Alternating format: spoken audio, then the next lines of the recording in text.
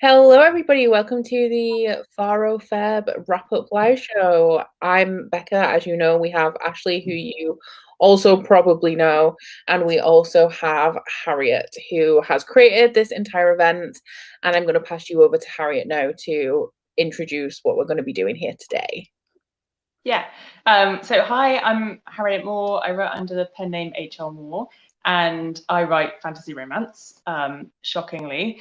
And I created FaRoFeb Fantasy Romance February because I was quite frustrated with just the lack of love that the genre gets, really, and it's really hard to find books in the genre. And I just thought it would be great if we could connect authors and readers and bring them together and celebrate the genre for a month and do some fun stuff along the way. So today we're at the end of February, so we've had a whole month's worth of stuff, and today really is just to talk about what we did, what our favourite bits were, some of the highlights, and what we might do next.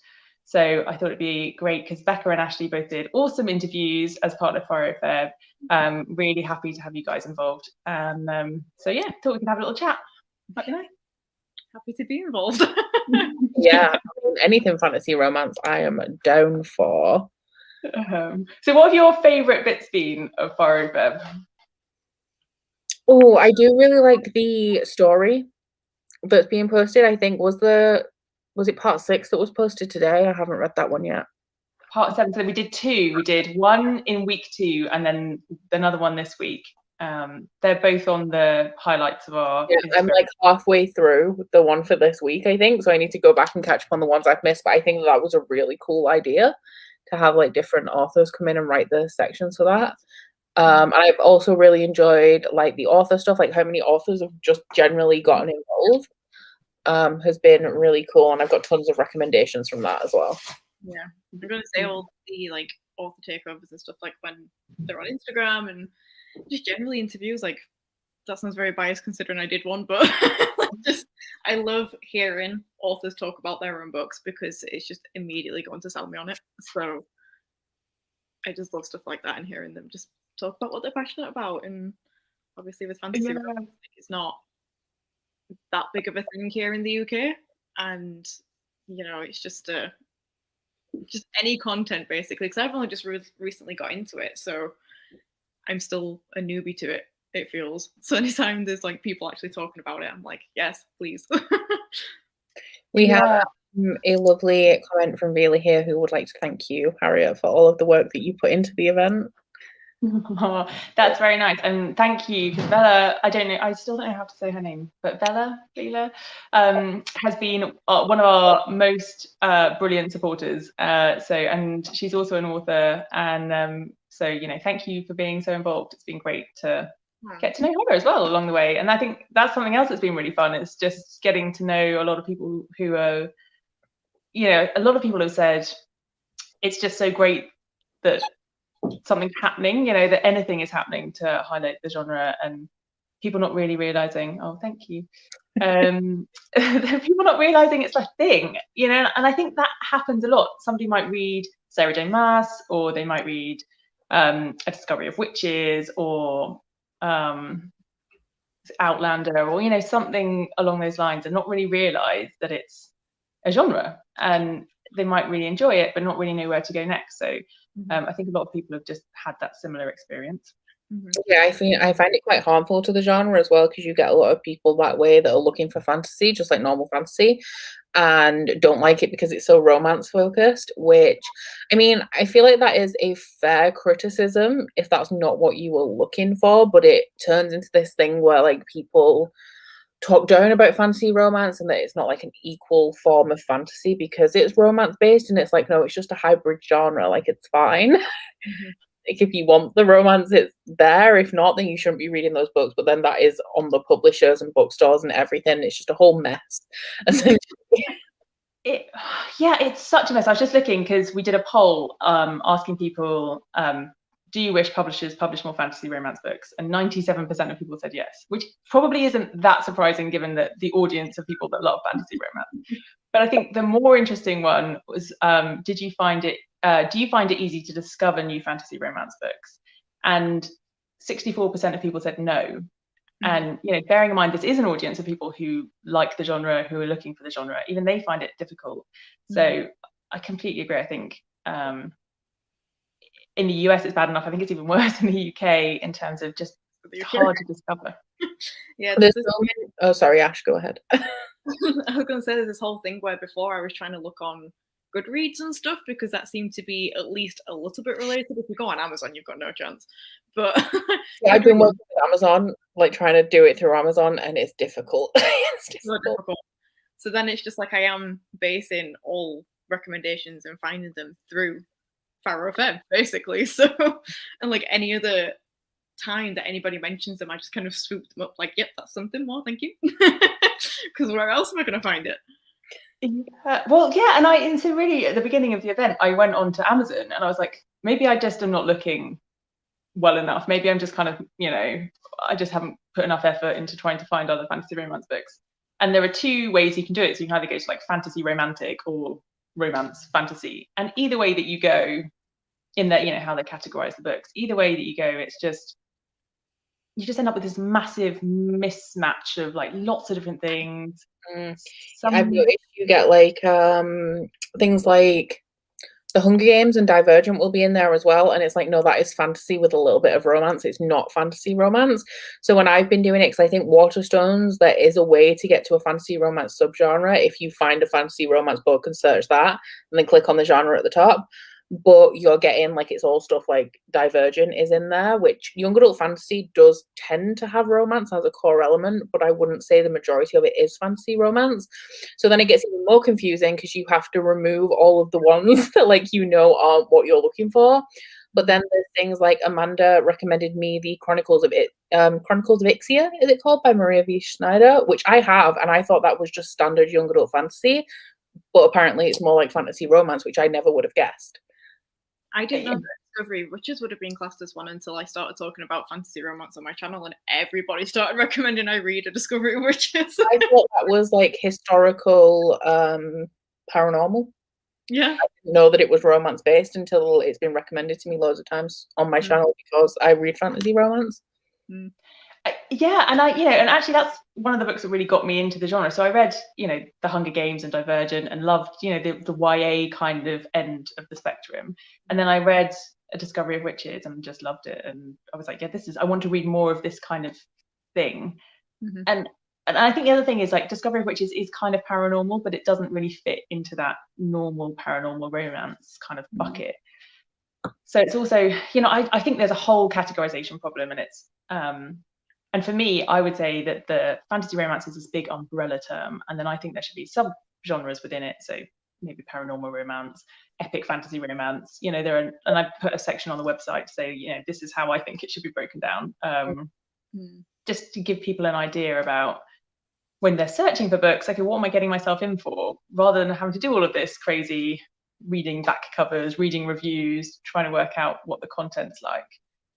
I do find as well with paranormal romance, like I knew that paranormal romance was a genre, and I have known for a very long time before I even knew that fantasy romance was a thing. Like even up until the point where I'd read 10 Sarah J. Maas books, I still didn't realize that fantasy romance was actually a separate thing. And it's interesting that paranormal romance became so popular with things like Twilight and then all of the vampire stuff that like span off that, and we had Fallen Angels, and then there's even like the Sookie Stackhouse series, and all of this stuff is really popular, but still no fantasy romance. It's weird. It's like a weird dynamic because Sarah J. Maas, for instance, massively like best-selling author and everything, and she very clearly has a huge audience because she's written so many books now, and they always continue to sell and whatever. So it's interesting because it's like the audience is there because that is fantasy romance. The audience is there, and they know to some extent it's there because other books are labeled with "for fans of Sarah J. Maas" and like that kind of tagline all the time. So it's like, so you know that there is an audience here, but you're not using that. I am seeing it a little bit with young adult now. Like we've had Serpent and Dove, Kingdom of the Wicked, Bone Cry's Moon. They're just the ones that I've read in like the last 12 months, but still nothing really adult. Or like even they read as young adult, not as, you know, how like Sarah J. Maas is young adult, but it's more like new adult. Like all of those are solidly young adult. There isn't even, I don't feel like too much coming out that's almost new adult. Mm. And I think that they really, so I think the publishing industry realized after things like Twilight, so apparently the average age of the reader of Twilight was something like 28. So, you know, even though it's like for, you know, it's like a young adult thing, it's like, well, young adults aren't really the ones who was reading this stuff. And I think new adults sort of happened probably as a consequence of a few of similar books doing quite well and people being like, oh, they are older readers. And but you know, that new adult thing, it was interesting. I saw a post that Jennifer Al-Almontrad did the other day, and she was like, well, the publishing industry never really like got behind it. They kind of put it out there, but they didn't really support it and really like mold it into a thing and find an audience for it. And really it just descended into this kind of, oh, it's like books with loads of smart, basically, you know, we'll call them new adult. And I think that really made the whole thing fall apart in a way, because it's never going to be totally mainstream if it's just like smart books, you know. And there's a place for that in the market, and that's absolutely fine, but it's not in the absolute mainstream. It's going to be like in the middle of every bookshop. So, you know, I think that's one of my worries about fantasy romance. Is I really hope the publishing industry really get behind it, knowing that there's a big audience, but I also really hope that they do the full spectrum and it doesn't, you know, no one end really dominates. And I think that's one of the other things that people find really hard when they're picking up fantasy romance. They don't know what they're getting themselves in for. So like, is there going to be any steam in this at all? And you know, and some people love that and some people hate it either way. And then, or you know, or are they getting themselves into something that they're like, okay, every other page there's a sex scene and it's not really what I want to read, you know. And again, there's an audience for all of it. It's just a case of, you know, of actually telling people what the content is like so they can choose. It's a difficult one to navigate, and as well as that, I've noticed, like, I've only just started in the last, it must be the last year, started reading self-published and indie books. And the reason for that is that I never really saw everybody else reading them. So I, as a booktuber, get most of my recommendations from BookTube. But booktubers in general tend to be reading traditionally published books because they're also watching booktubers who are reading traditionally published books. So then not only do you have to navigate this sea of books and you don't know like whether they're fantasy romance, whether they're just fantasy with a little bit of romance, you also have to navigate like what you're going to pick up, because nobody you know has read any of these books. So I have, like, my wonderful subscribers gifted me a ton of books for like Christmas. And most of them are like the first book in indie fantasy romance series. And I have so many now. And it's great. But at the same time, that's me just being like, oh, this might sound interesting. This might sound interesting, because I have nothing to really go on to find out whether it may actually be something that I like.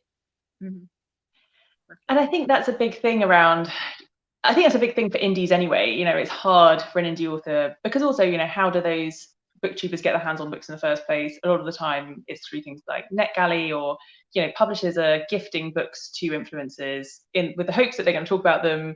If you get enough influencers to talk about them at the same time, then hopefully that will result in lots of sales, which makes perfect sense, assuming everyone likes them, obviously. Yeah, and there is, and you're right, there's this whole kind of ecosystem, and it's more fun to talk about books that other people have read, because you know, and it's a whole, and I think this is part of the Sarah J. Maas thing, you know, whether you love it or hate it doesn't matter, everyone's read it, so you can like have a conversation with people about it.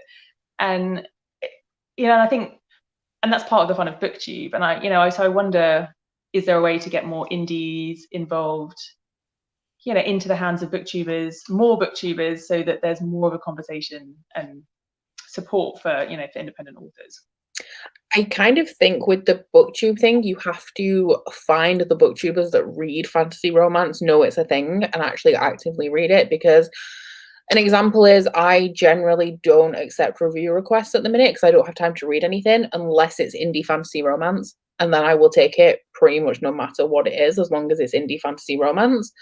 And there are a few other books, but then thinking about it, I can think of, including Ashley, I can think of 3 booktubers that I know will accept and read a lot of fantasy romance. So it's hard to find the booktubers that you need to put the books in the hands of before you can even like progress from there. It gets to a subgenre thing as well, because even when you get like fantasy romance that's Greek myth retellings, I'm going to pick it up immediately. But also, I have a friend who isn't generally associated with fantasy romance, but she would also pick that up, and she has done it. And she's talked about fantasy romance on her channel, but because it's not like a consistent thing, people don't associate it with her. So then people aren't reaching out to her with those sorts of review requests. And it's just a kind of thing of reaching out and trying your luck, really, because people will accept at some point. All of the different niches as well, isn't it? Like, you'll always take Greek myth, I'll always take fairies. And then there's people who like have like they like shapeshifter romances, especially, whereas I don't love shapeshifters. Like, I'll read them, but they're not my go-to for fantasy romance.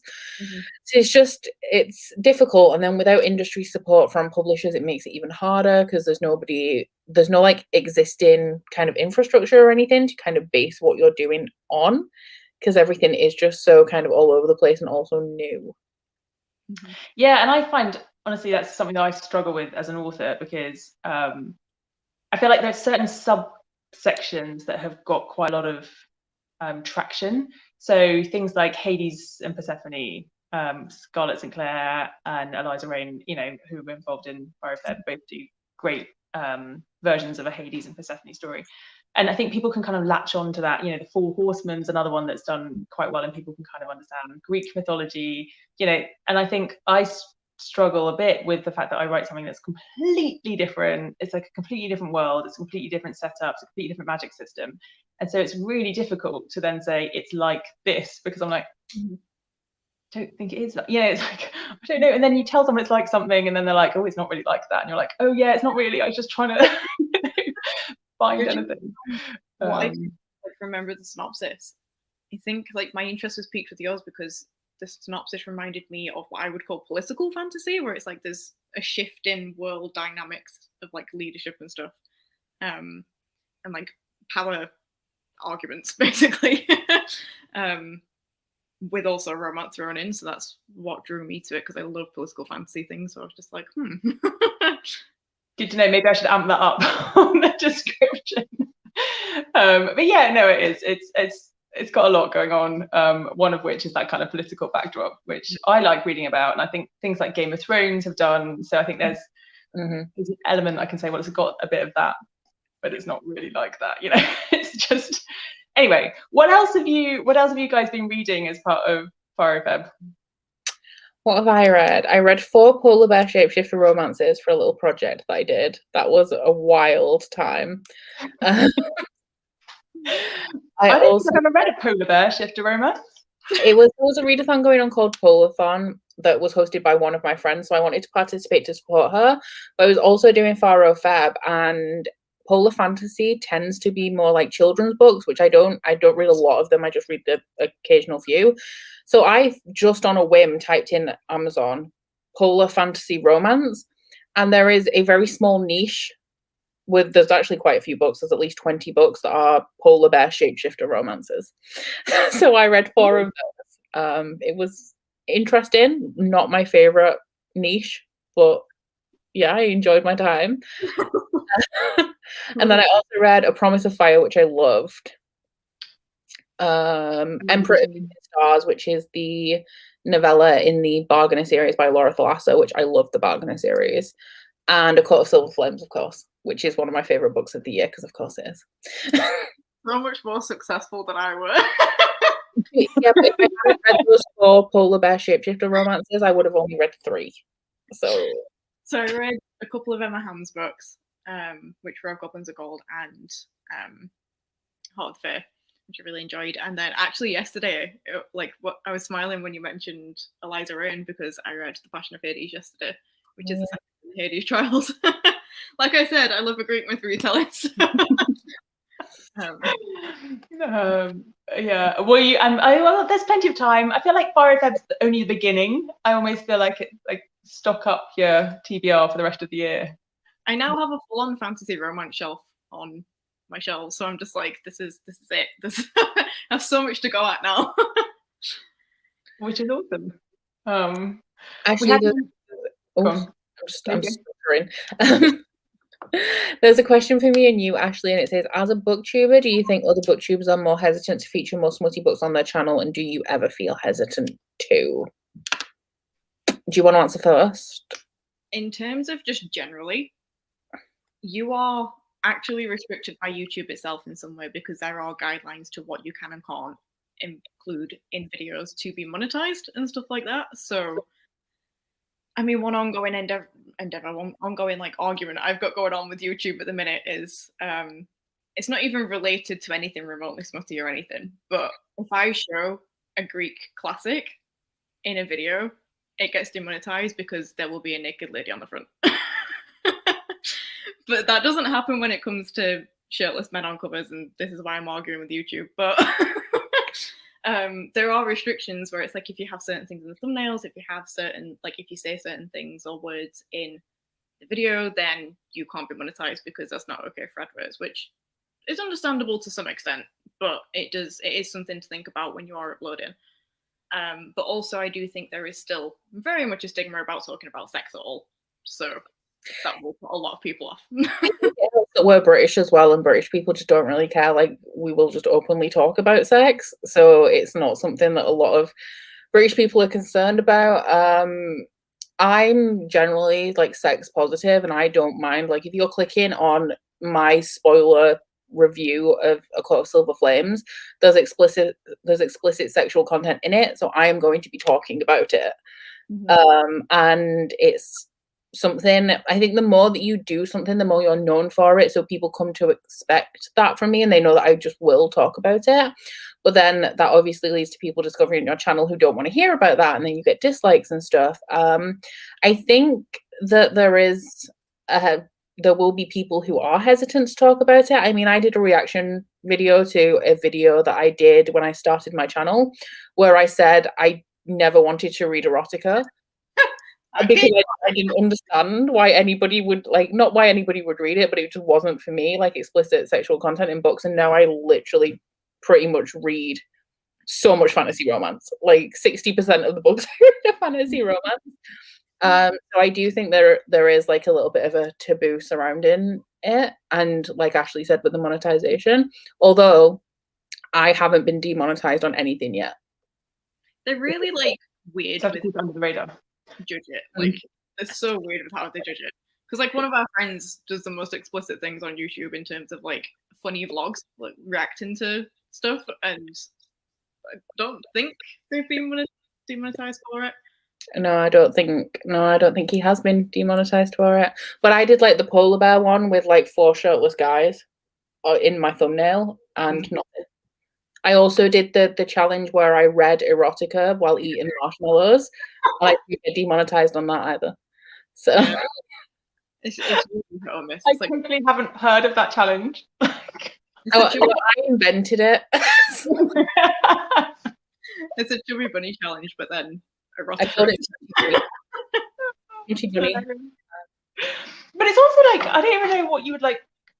I think I find it really hard. So when I was we've got a TBR page for FaRoFeb, and like I wanted to be really clear about like what is the like steam level in these books, and I wanted to kind of be explicit around, okay, some of them have got nothing, some of them have got like one sex scene, and it's like there's lots of tension, but it's not, you know, explicit, and then, you know, it gets more and more explicit from there. And even the way that authors were categorizing their own work was like not in line with, you know, then I'd read it and be like, this hasn't got anything in it, or this has got like loads in it, that, you know, and it's like, and it's, I just think there needs to be some just consistency around how these things are described, because so you need to create a table of like actions that can happen and steam rating you put next to it. I do think that this feeds into the whole thing that is discussed. It's hard because the things that you see as an influencer surrounding books is, I imagine, I don't know, but different to what actual like publishers and authors see. But something that is constantly brought up on Twitter, for example, is having a rating system that's similar to like game and movie rating systems for things like trigger warnings. So that could come into that, like a kind of just rating system to be like, this is the level of romance that you're getting in here. Because I go on to the opposite spectrum now. Like, I assume that there's going to be at least a little bit of sexual content. I'm not bothered if it's like super graphic or it's not, and there's loads of like sexual tension, but nothing really on the page. But I'm more likely to be disappointed if the content isn't there, because I'm going into it expecting it. So it'd be helpful for me on the opposite end, where I want the steamier stuff. And I'm disappointed if I don't get it. Yeah, and I just think level setting would be really helpful, you know. And someone said to me the other day, oh, well, it like, is it like 50 Shades of Grey? And I was like, that's like in the back view mirror these days, you know, like stuff has gone way past, like, and maybe not as many scenes, but like the content of the scenes is very explicit in a lot of cases, which again is completely fine. It's just a case of knowing. But I think you're right, like a lot of readers specifically who are looking for fantasy romance are like looking through fantasy books saying, well, I want there to be romance, so like, can you please like tell me that there is, and then I'll buy it, you know. It's just like a complete categorization thing. Even if there was, I don't know, it's just hard. It's hard to find out how, because you can read a book as well and be like, right, we have two characters here, seems like it's going to be a romance, and then it just never is one. Yeah, I find it funny going from, like, probably a couple of years ago on my channel, I would be like, I want fantasy, but I'm not bothered about the romance part of it. Whereas now I'm just like, no, I think you were, because you were a fan of Sex and Mars and Outlander and everything. It's just you wanted more complicated, angsty romance, which is usually found in fantasy romance. Like, you need the right part of it. Yeah. And I think a lot of the time people don't realise that that's like part of the reason why they enjoyed a book. It's almost like, you know, like anything, like you don't necessarily like analyse your own thoughts and behave, you know, and why you like something. You're just like, I really liked it. And I think a lot of people really do like the romance elements, but they just haven't quite connected that that's part of it, you know. Anyway, next question. Ashley, you said on your channel a while ago that you don't see characters when you read, which is great, because I don't see characters either when I read or when I write even, which is kind of bizarre. I get like a general sense of them, and I know like what they look like kind of, and like their physicality, but I don't really like see them. Becca, do you see characters? Yeah, I do. The face is like kind of not really, like, they're not faceless blobs, but it's just like generic facial features. But I do also, like, you can see my wall at the back, like I look at fan art and I buy fan art. So if I'm, especially with romance, actually, I will try and find a fan art of the main two characters so that I have an idea, so that it's easier for me to get into the romance elements of it, knowing what they look like.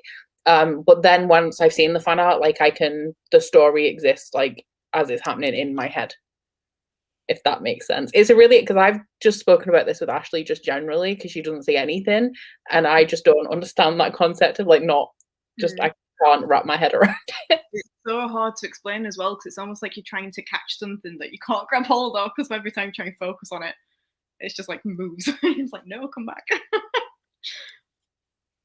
No. We have a few going either way here. Yeah, I don't see them. I just see, and like when I'm reading books, and names is the other thing. I don't really read names, so I like recognize the name when I'm reading it, and which I think is also why I sometimes find it hard to like listen to fantasy books, because I like, it requires me to like hold more name information in my head. But I like, and so I'll like look at them, I'll recognize them. But someone could ask me like, what's the character of a book you're reading? And I just won't even be able to tell you. But if I see it in the book. I do remember settings more than I remember characters. Like, one that's always particularly vivid to me, and I always used to illustrate this point when I'm speaking about it with Ashley, is I could tell you what, in my mind, obviously, Selena Sardothian's bedroom looks like in A Darling Castle in Throne of Glass, because it's just a setting that she spends a lot of time in that I particularly remember. It just sticks in my brain. So I do tend to remember settings more than characters, but it is also difficult with, just using Sarah J. Maas as an example again, because she's so popular, there's fan art everywhere, so you have a kind of general sense of what the characters look like. So yeah, they stick in my mind more than others. Yeah. I think when I like see fan art, I'm like, oh, okay, that I'm normally like, oh, that's what it looks like. Okay, cool. And then I'll kind of, I don't know if I would then see. It's when people always ask the thing where it's like, oh, who would you fan cast for a movie of this? And I'm like, nobody. Like, I can't see anybody. So I'm like, I don't know. I am bad at fan casting. I can't fan cast. I mean, I can't do it either. People ask me that for my books, and I'm like, I have a general sense of them. like a guy who's kind of quite well built and quite muscly, like that could encompass lots of people. You know? Appearances in my brain are just a list of facts. It's just like blonde hair, blue eyes, general like just facts listed rather than building up some image of them. This reminds me of when I was reading the Tyrant Soul series by C.L. Wilson. And I need the descriptors of what the characters look like because there's very little description of the love interest in that book. So I was really struggling because I couldn't get into the romance because I had no idea what he looked like. So then I started to build a picture in my mind of like what he looked like to me. And then it would say like he has long black hair. But that was not how I imagined him. So then that would throw me out when I did get the descriptors. So I do, when I'm starting any book, but especially anything that has romance in it, I start to build what the characters look like in my mind. Because I do like visually rely on what they look like to enjoy the story more. Well, that was like one of the reasons why I made the video, because as soon, like, if I said that to anybody, like, I don't see things in my head, people would be like, oh, that's really sad. And I'm like, well, no, because I've never known anything different. So it doesn't ruin anything because I still get the feelings. And clearly I enjoy reading. So it's not like, oh, I'm lacking something. Whereas you would probably notice it more, Becca, because you do see things, so you notice when you can't. Whereas I just experience it differently. So for me, it's all about atmosphere and feelings. And that's why I like angsty romances, because I can feel the angst and I'm like, oh, this is good. It's nothing to do with like me having to see them do it. Like, it's just. No, I have to see them, especially when we're getting into like a tense, like an argument scene and that sexual tension is building. I need to know what they look like and like imagine that dynamic for it to like really impact me. To be able to feel it, basically. Same. I need the feeling. I need to feel like, and when I'm writing, I'm like, can I like feel this? And like, am I like, is this something that I can't explain it any better than that? Like, can I feel? Yeah, like, am I getting any emotion out of this? And you know, and that guides me. I think a slight change of topic. So I had a really interesting conversation with Sarah B. Larson, who wrote the Defy trilogy. And we did a workout, which was kind of hilarious. And I'm not sure I'm made to be a fitness person online. She, on the other hand, totally is. And we had a really great conversation afterwards about like mental health in publishing, and you know, and she and just in life generally, you know. And I think with COVID happening and it being winter, and we're talking about things that she finds helpful in terms of exercising, eating well, getting outside. Have you guys found, I mean, and obviously, so social media can be horribly difficult in terms of mental health. Have you guys found any of that? And what, you know, and you don't have to talk about it here if you'd rather not. And have you found COVID has affected you? And what things do you find like help you when you're, you know, feeling a bit down? I have like a high tolerance for like the COVID situation that we're in terms of like, I'm a homebody to start off with. I don't see my friends very often unless I have to travel anywhere, and I don't have like a huge family, so I don't see my family very often. But I also have a history of a little bit of depression, and YouTube, not just YouTube, but like the whole having a channel has also given me anxiety. So now I have to balance depression and anxiety. It's always one or the other. Sometimes when it's both, that's awful. But COVID has been okay for me because it's a lifestyle that I'm used to up until now. Because now it's getting to the point where it's like, okay, it's been over a year and I haven't done anything and I want to leave my house and I don't want to be here. And the winter and darkness, generally just like seasonal depression, is a big thing for a lot of people. I would say most people have at least a touch of seasonal depression. So yeah, it is something. Social media is not fun, even if it's something that's going on with other people. If there's anybody arguing, like, it just sets you on edge. Like, there's been nights when me and Ashley have been up all night watching people argue because like, it's not really even related to us, but it's like affecting the community. So it's like a we need to be aware of it type situation, and it's just there's always something. yeah. So it's a hard environment to be in, and the current situation hasn't helped. But just because I'm self-employed as well, I work from home, so I don't have to leave the house ever. So that hasn't affected me up until now, where I'm really noticing how much I've missed and how long it's been. So yeah. Yeah, I really agree with you. I think I haven't been affected until now. I'm like, okay, like enough is enough. Okay. I'm in this situation where it's like I'm going to be working from home anyway, even after. So it's like, well, in terms of, again, as Becca was saying, like, I don't have friends in my city, so I would travel everywhere to see people, and like it's that stopped. But in terms of, because there was definitely an increase in, as we were saying, with the community and just like general things like social media being hard to navigate, there was a huge increase of that when everybody was just stuck at home and social media was the only thing you could do. But equally, it can be really great for things like this, where it's like I have been on so many video chats and live shows and things that have really been my crux throughout this past year, because I'm just like, well, if I didn't have my laptop, I wouldn't see people at all. I mean, for the past few months, it's like some of our friends and like other people, it's mainly UK people, have pretty much been doing live shows around the clock. So there's always somebody there. And as a way for people who, because I'm lucky as well because I don't live on my own, so there is somebody here with me most of the time. For people who do live on their own, or for people who feel lonely or are separated from family or like can't even go to work right now, there is somebody there. And because we've done a couple as well, the live sprint, so it'll be like we'll chat for 15 minutes, and then there's like reading sprints, so then you read for like an hour, or productivity sprints, so you just go do whatever it is that you're doing for an hour, just so that there's somebody there. And it's been great for me in terms of, because I have also been watching them, but in terms of doing them, like I'm spending more time with my friends than I ever have, because apart from my one friend that I've known for a very long time, I only have my online friends. So that has also been helpful, and it's all because of this community.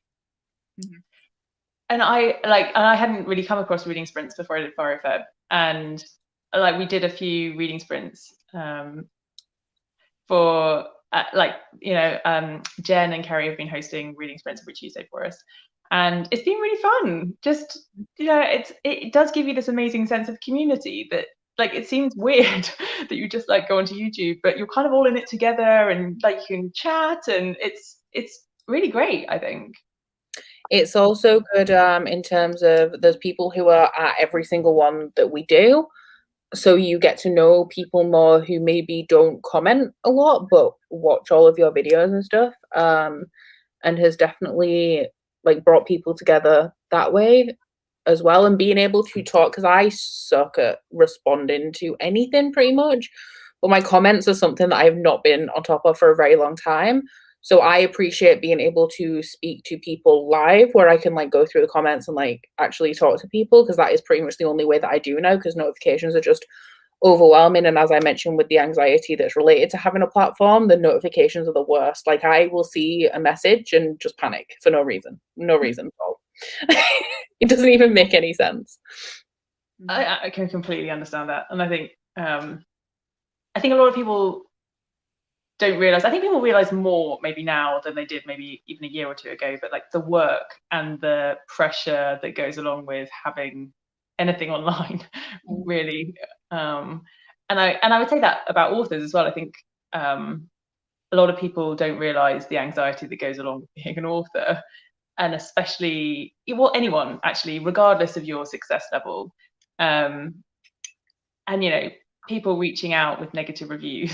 It's like, or tagging authors in negative reviews, or telling them everything they should have done differently in their books, because it's hard. It's hard for people to remember that there is a person that wrote a book, and like you shouldn't tag them in things. Like, I'm all for negative reviews. Like, if you don't like something, say it, because there's so many people. I've said that I just did not like a single thing about a book before, and there's people who comment and say, well, I'm going to pick it up now because those things that you don't like, I actually really do. But just like tagging authors and things, it's just rude. Like, why would you do that? And it's the same with YouTube in terms of, like, I'm not Logan Paul. If you comment on Logan Paul's video, he's never going to see it. But I'm the only person who reads my comments. So if you're being horrible to me, I'm the only person who's seeing that, not my assistant or my manager or anything. Like, I'm literally a person who is doing everything myself. It's really strange as well, because we all say that, like, because one thing that's been creeping up more and more is they're not being rude, but the people who will comment saying, like, does anybody know where she got this from? As if we're not the ones reading it. And it's just like, you're just asking the general crowd of people. And I'm like, the comments are like, we're here. We're not at that level yet where we just get to ignore everything. But I think that's also something that people don't realize, you know, and they think maybe, like, even people with 10,000 followers, they think, oh, well, they're like so successful and doing so well. And it's like, it doesn't feel like that when you have 10,000 and you guys have got 20,000 followers each and you're doing, you know, hugely brilliant stuff, and you know, well done, you guys. But I think, like, the feeling, you know, being on the flip side sometimes is different to how other people perceive you, and I think that can lead to some negativity because people are jealous of your success, and they, you know, might feel feelings that they, you know, kind of need to vent. But you know, I would just say to everyone, be nice to people who are creating content. And I would just say, generally, as a rule to people, be civil. Like, don't even be nice if you don't want to, just be civil. Your bar's lower than mine. Expectation, just be civil to people. There's people who will just talk to you in the most ridiculous way, and it's like, why? Like, you don't even know who I am. Why are you yelling at me? I don't understand. Yeah. And I think also the other thing is, I would say to any author out there, you know, especially like newer authors, you're going to get bad reviews. I think I always just, my two things I do is, like, one, I'm like, okay, well, have I got good reviews that counteract the bad reviews? You know, like, if everybody says they hate your book, then maybe take that on board. But if you've got people who, you know, some people who love it and some people who hate it, that's always going to happen. And that's good, because diversity of opinion is a good thing. And my other favorite thing to do is to take, like, a book that I absolutely love and think is just the best book of all time, and go and read all their negative reviews. It makes me feel so happy. Like, and I'm outraged on behalf of the author, because I'm like, this is the best book of all time. Like, how can these stupid people think this thing? But I'm like, even the biggest books out there, you know, and I think that sometimes helps me get perspective on life, which is kind of helpful. I think something that I've really adopted and have kind of been reinforcing over the last year or so is that it's okay not to like people, and you have to accept that you're not going to be liked by everyone.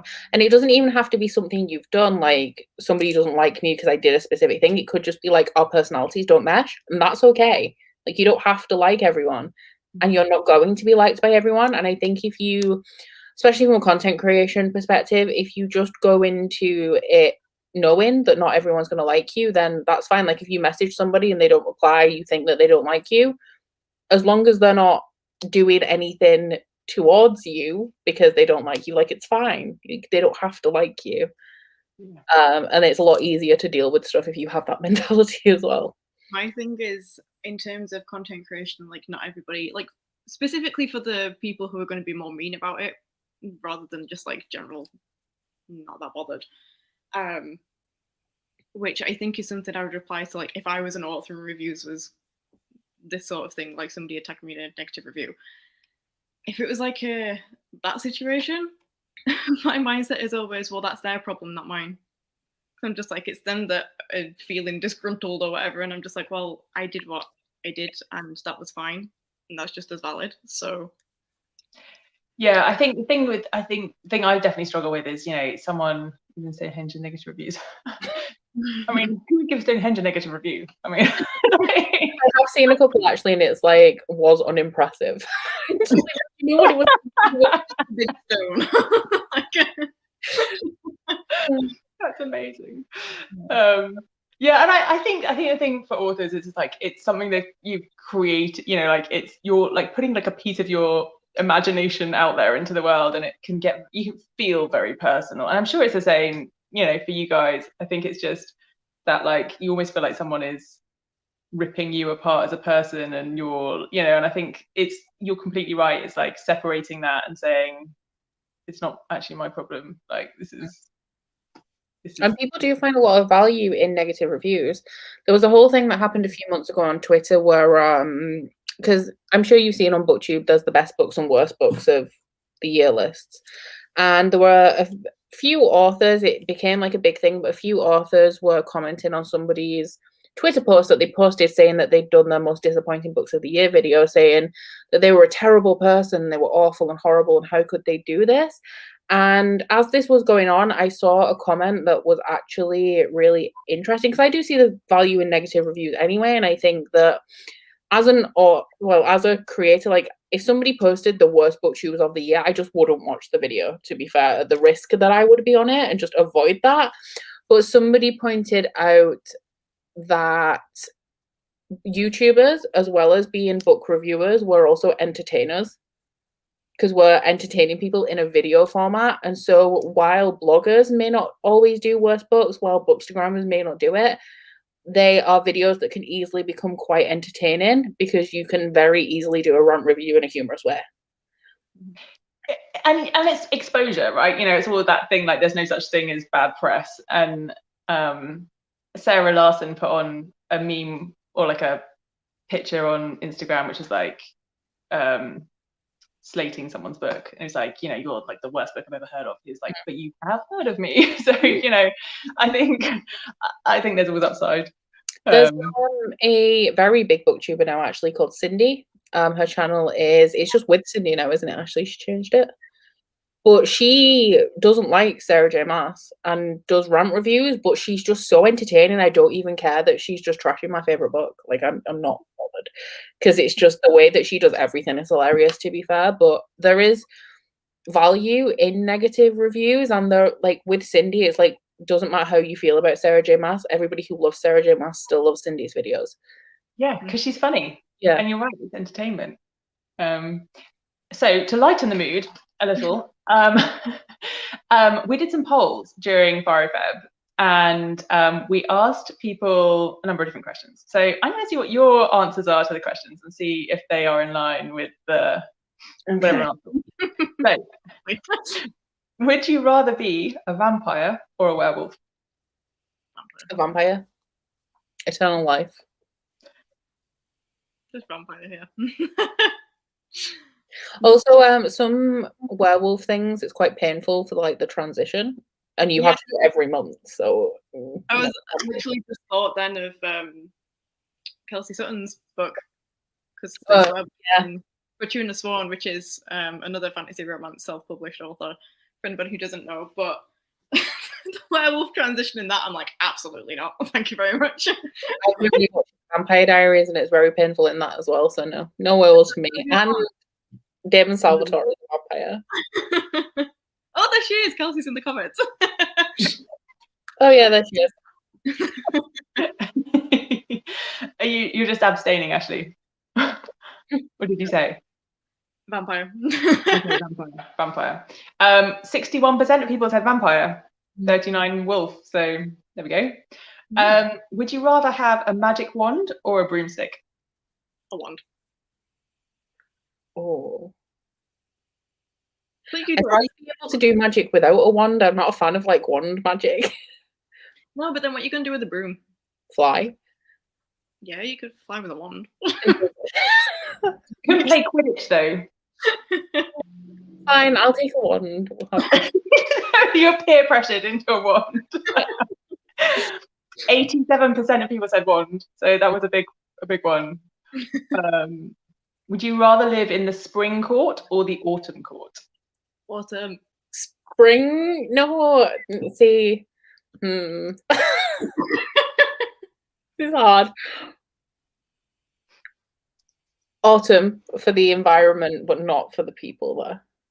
True. Did not think about the people. Yeah, I thought immediately, I was like, well, I'd rather live within the spring court than with all the horrible people in the autumn court. But in terms of like, if there's no people there, then autumn, because of the weather. I was literally just like imagining skipping around in the woodlands. I love spring. And do you know what? That's about living in the States where I am in New Hampshire. We don't really get like the same spring as we do in the UK. And I'm like really missing, like, you know, you've probably got it at the moment where like stuff is just like popping out of the ground everywhere, like randomly, and hedgerows look so pretty. Sun. I'm excited. Sunshine's come back out. Yeah. I'm actually excited now. It's good. It's like a double-edged sword. I'm like, oh my god, I'm growing again, but then I'm allergic to it all. So, like, no. 64% of people said autumn, so you were both with the majority. So if you went into a bookstore and wanted a book with both fantasy and romance elements, which shelf would you expect to find it on? Fantasy or romance? Fantasy. We don't have romance shelves all that often. There's only one place you can find it. I associate romance in the UK though with exclusively Mills and Boons. So I wouldn't go to the romance section ever. Yeah, if I ever saw like a romance shelf in a bookstore, I would assume it's all like historical romance or more contemporary. 76% said fantasy, so most people were there. When COVID is over, are you most excited to go to a book convention or an author panel at your local bookstore? Oh, convention actually, because me and Ashley found out about one that we wanted to go to, but it was obviously cancelled. So. That's actually relevant to this. It is. It was the is it Rare in Edinburgh? Is that what it was? I think we looked at it once and then it was cancelled, so we decided we'd look at it again a year later. But it's I think Rare is, if it is called Rare, it's a big romance thing and they have them all over the world, but there's one in Edinburgh, and who was going to be there? Is Jennifer Armentrout there? Tons of authors that we recognise but cannot remember any of them now. It's quite a while ago when we looked, because we were sat together, so it was like when that was. I think it was like September, maybe. It was when I went to London and you came to look after my cat, I think. Yeah, so, but it's a romance convention, but they did have a specific section for fantasy romance. So we were just like, oh my god, like this is the first time we've ever seen anything fantasy romance. Nalini Singh is going to be there. I'm going to check it out. Nalini Singh, the Psy Changeling and Archangels series. I haven't read them, but I've got the first Archangel one. There was quite a few recognised, so I got excited. Yeah, I read like one of her books, and I listened to it, and again, should never listen to anything in my world that is fantasy because I can't concentrate on it. So I need to go back and reread. 69% said book convention. So, two left. Which trope is better? There's only one horse, or there's only one bed? Yeah, there's only one bed. I do like the one horse as well, though. I love There Is Only One Horse. It's probably my fave. There was only one horse situation. There's only one in From Blood and Ash, or maybe Blood and Ash. Mila Vane's book. Quite a few that are escaping me. I think in A Promise of Fire there's one as well, isn't there?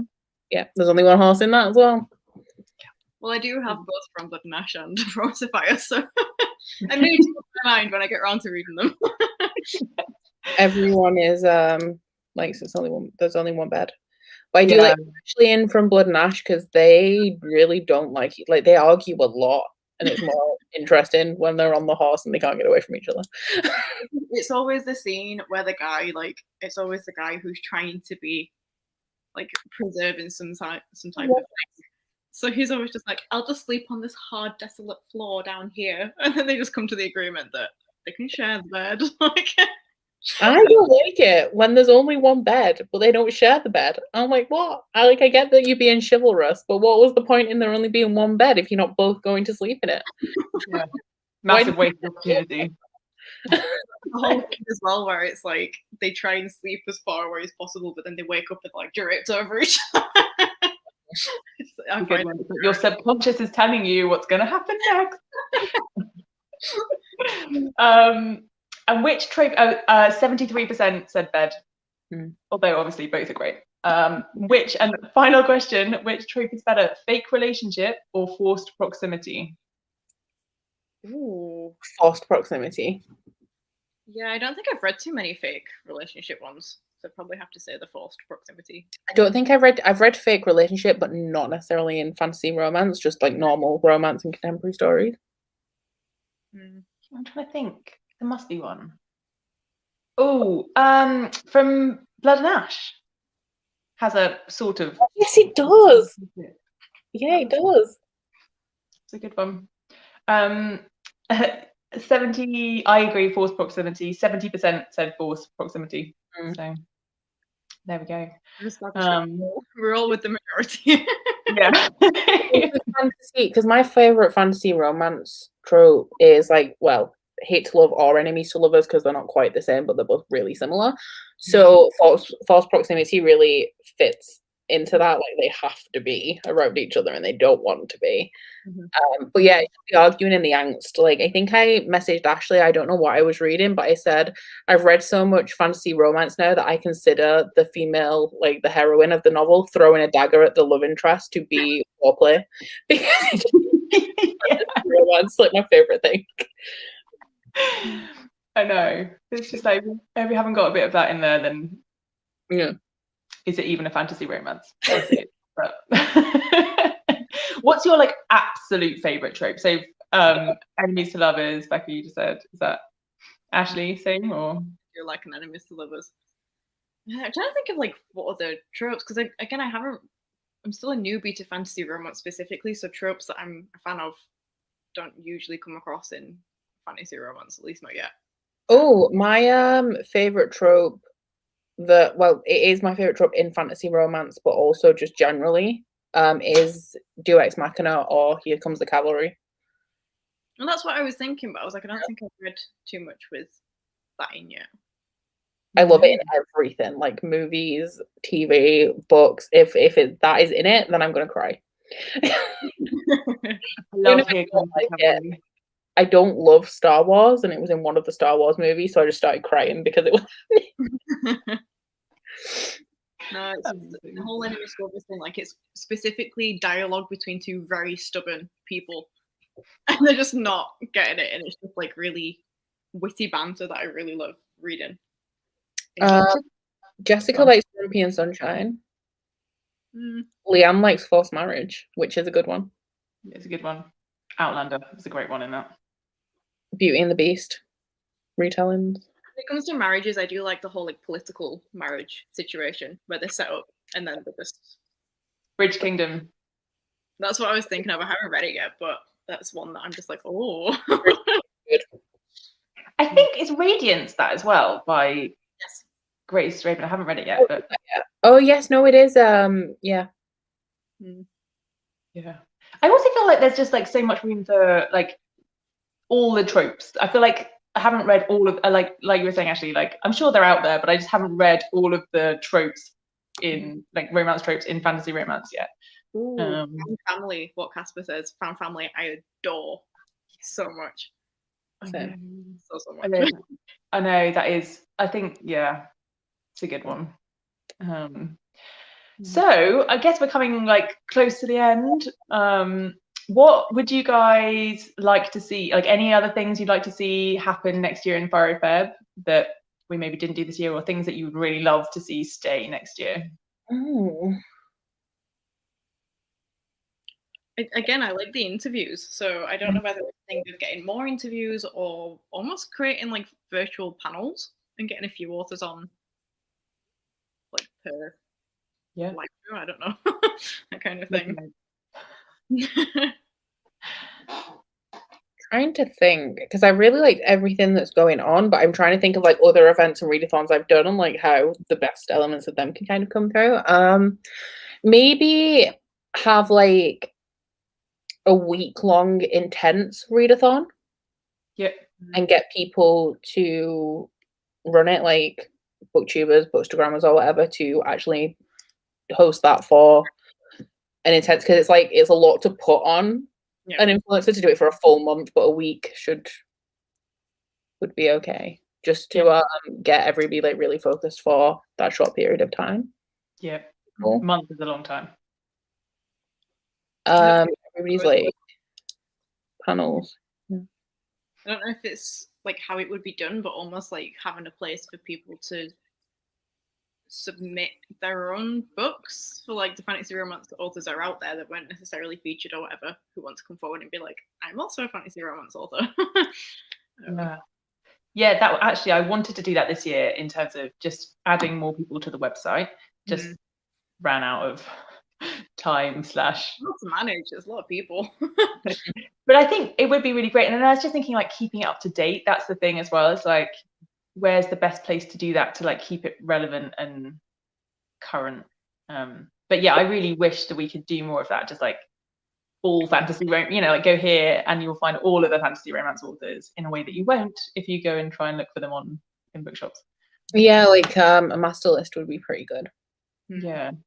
I mean, even if it's something to work on, like say you were doing it again next February, do it throughout the year leading up to it. Like add it for you a week or something. Because I know Ashley, you did was it a retelling one? Yeah. Oh, that's a few ages. Retelling master list, and we had hundreds of them. It's a huge spreadsheet of them, but it would be simple as just listing off authors, really. But yeah, I think. But then it's like it's hard, isn't it? Because I kind of like I want to. I mean, I'm not going to do this immediately, but like I almost wanted to like create like a way to filter people to be like, okay, I want this trope, I want this steam level, I want this, I want epic, or I want all world, or I want, I think it would be great, although quite a big time investment. So, we'll see, maybe. We have suggestions in the chat. Becky said it would be great. It was great to see which books were featured on sale.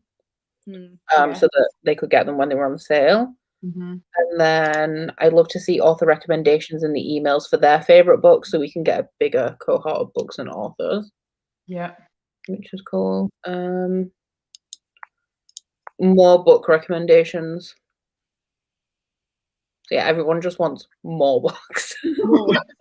Has everyone worked their way through the TBR on the website already? Because that's impressive if you have.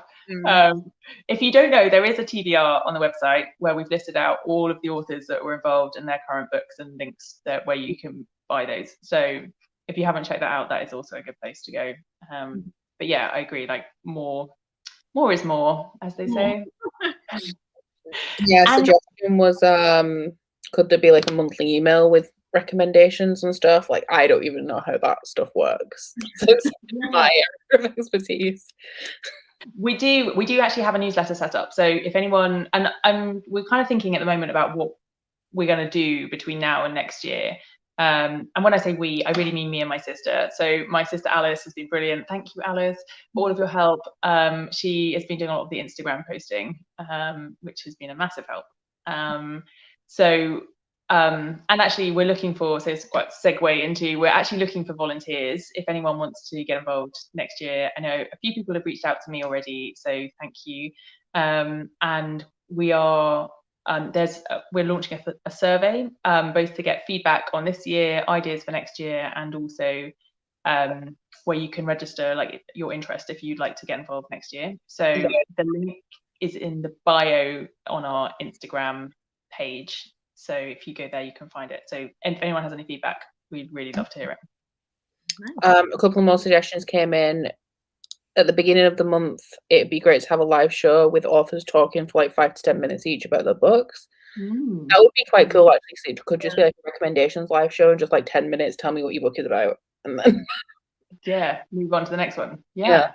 Authors talking about the writing process of how to write fantasy romance. So yep. I think it'd be good as well, like the topics that have come up recurringly throughout the month. You can base like certain types of content around that. So whether it be, doing a takeover for that, or like doing an Instagram, what they call like IGTV things. Yeah. If there's like a particular topic and it's just like, do you want to talk about this? Have at it. And like you can base it on what's happened this year in terms of what keeps coming up.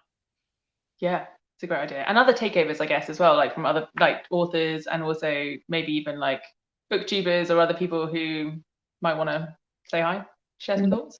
I mean, it's even like, because if we host anything, we always pull in other people, and that's how it ends up running smoothly, but they're just like, do you want to do this thing while I'm not cool? Yeah. Yeah. Awesome. If anyone, any other suggestions? From the chat, it seems like people just generally want more recommendations. Because it's, as we discussed at the beginning, it's not easy to find them.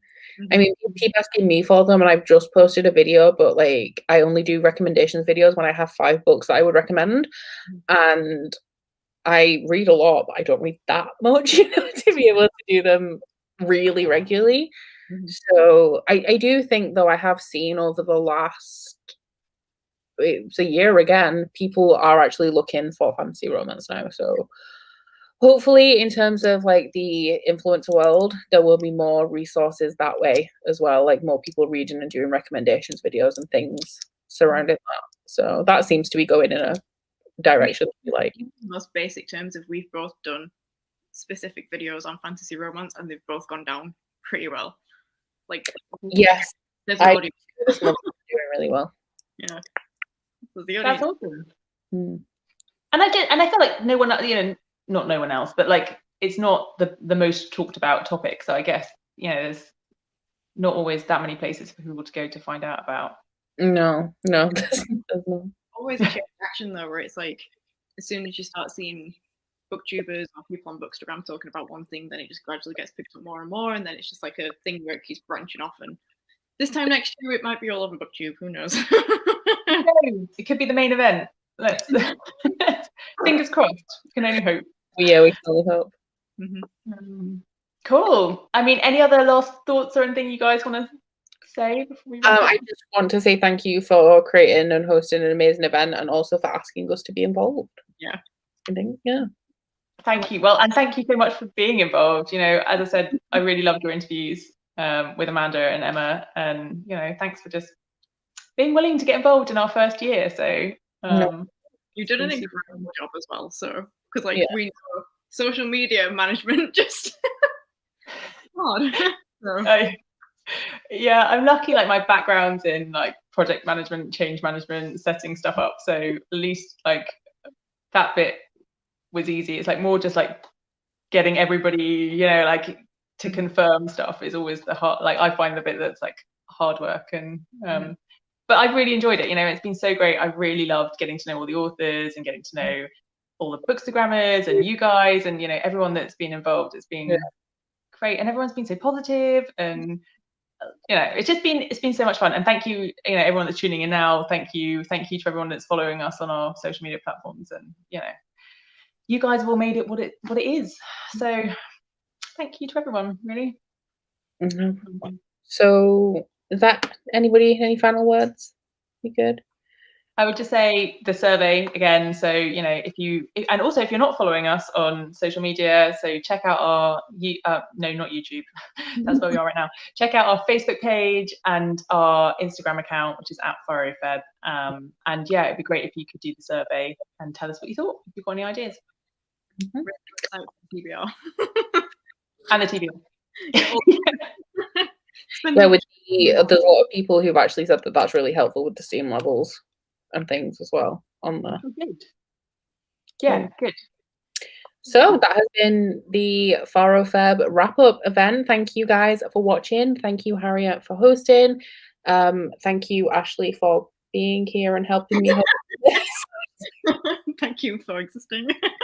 And yeah, follow all of the FaRoFeb social media, and we may see you again for FaRoFeb at some point. Definitely. Bye. Bye.